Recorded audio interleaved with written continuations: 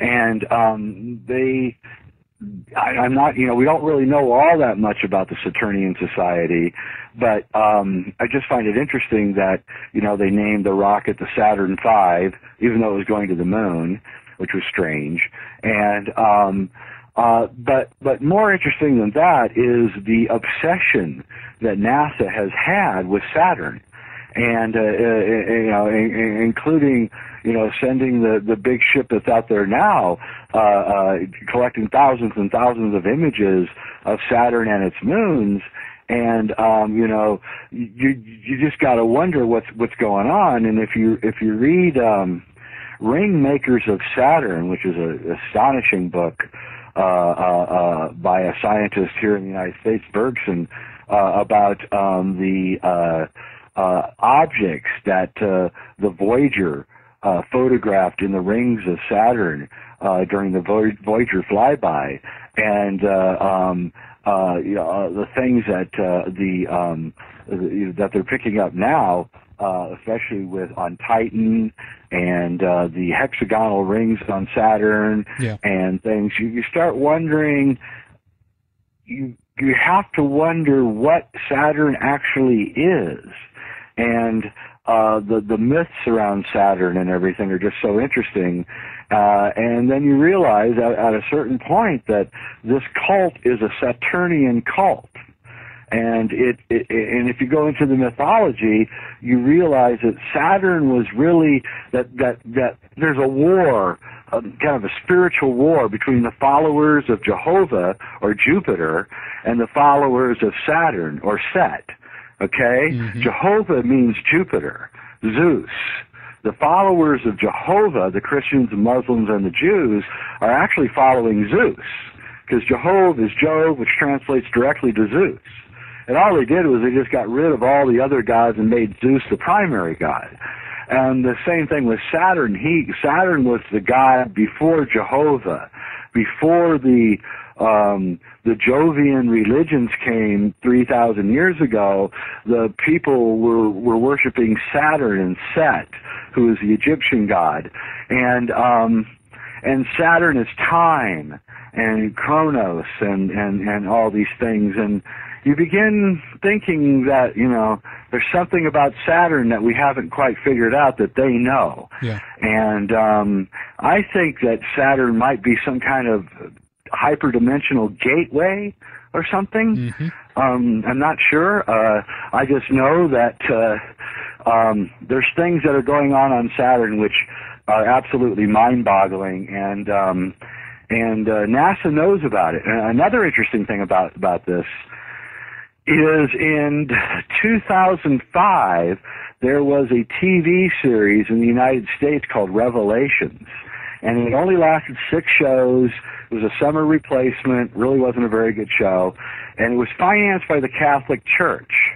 And in this show, Bill Pullman is a scientist, and there's some beautiful actress, I forget her name. She's playing a nun, believe me, the most beautiful nun you've ever seen. And they're chasing the Antichrist, okay, all over the world, who's about to destroy the world. And in the film, it turns out that the Antichrist has a secret box.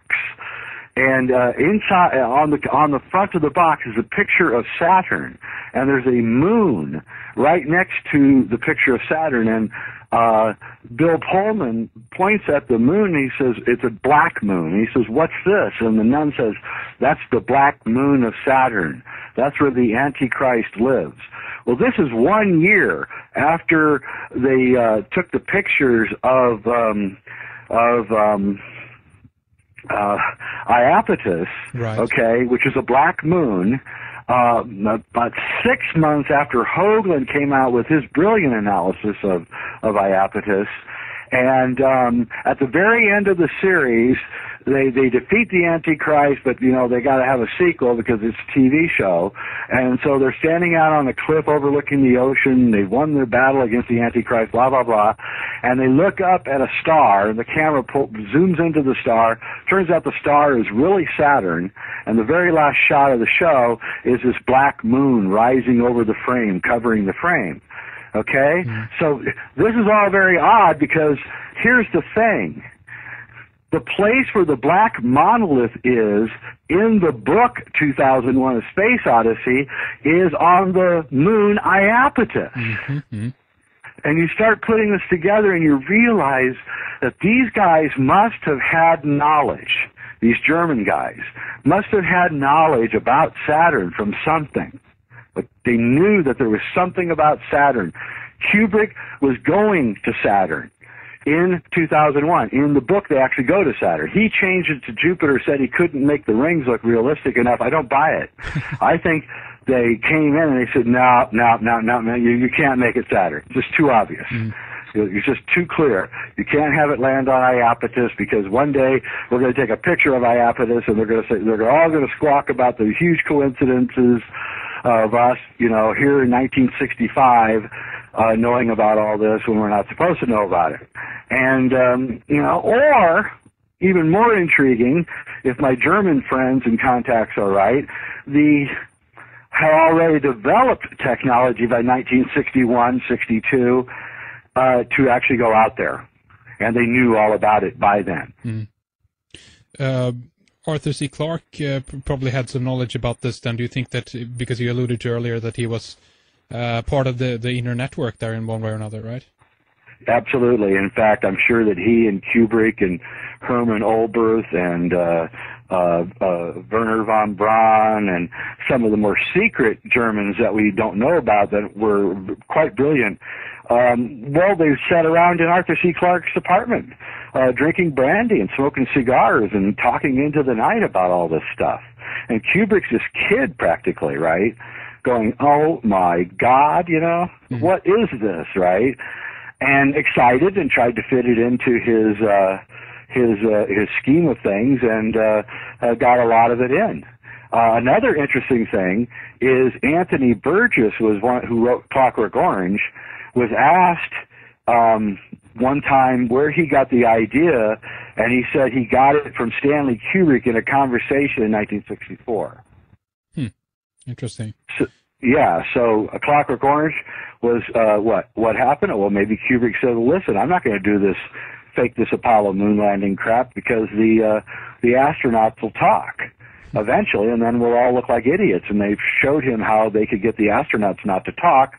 He saw the Levico technique and told Burgess about it, and then Burgess wrote a book.